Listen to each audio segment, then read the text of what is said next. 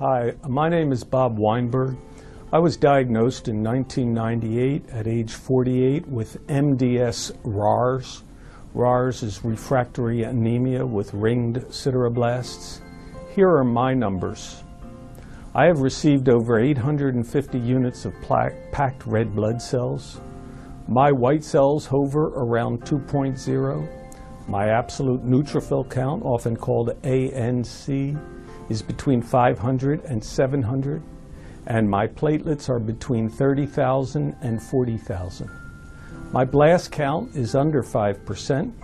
My current transfusion frequency is 7 to 8 days. I take 2,500 milligrams of XJ daily, and my ferritin level, checked monthly, ranges from 450 to 700. I will discuss my experience with preventing iron overload as a consequence of all these transfusions. For about a year after my diagnosis in May of 1998, I needed transfusions on a monthly basis. In February of 1999, I received a call from my hematologist asking me to come into his office to meet with a professional from a home health service to discuss iron chelation. My ferritin level had hit 1,000, far above the normal range of 22 to 322. He explained that each time I received a transfusion, I was receiving new iron with the blood, and that my body has no natural way to rid itself of excess iron. Eventually, the iron will build up to the point where it will enter my organs, and it will break down the heart, liver, and other tissue to the point that it becomes fatal. Iron chelation, he said, was a way to introduce a drug called deferoxamine, has a trade name of Desferol, that binds with the iron and causes the body to excrete it in my urine. So I met with the people from the home health agency, and they showed me a pump like an insulin pump that had a reservoir of deferoxamine for an 8-hour infusion, drop by drop, subcutaneously into my skin. The only problem is that I had to stick myself in the gut with a needle and then tape it to me and leave it there for 8 hours. They noted with sorrow that there was no oral chelator. The drug caused a skin reaction that turned the infusion site bright red and painful. Night after night, 7 days a week, I would stick myself and then try to sleep with this pump lying next to me and the tube coming from it wrapping around me. I did this from February 1999 to January of 2007, every night.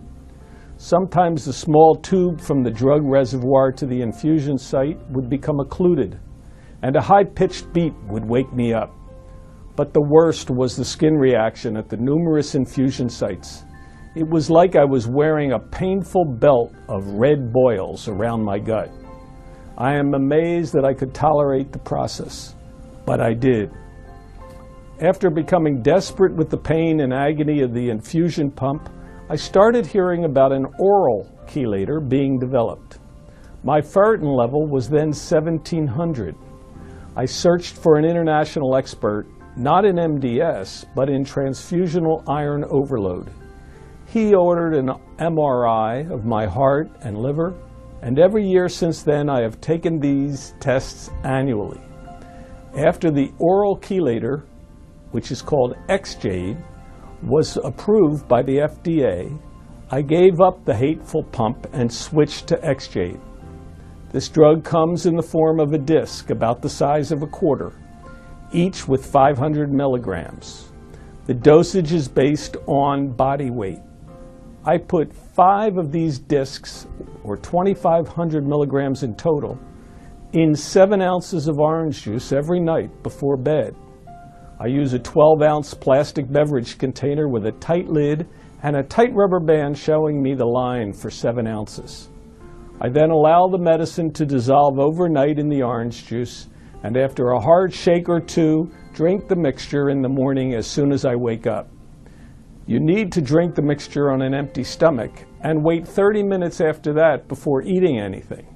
I make the mixture before bed, so I don't need to wait an additional 15 to 20 minutes in the morning for the drug to dissolve and then wait another 30 minutes before eating anything. I need my coffee sooner than that.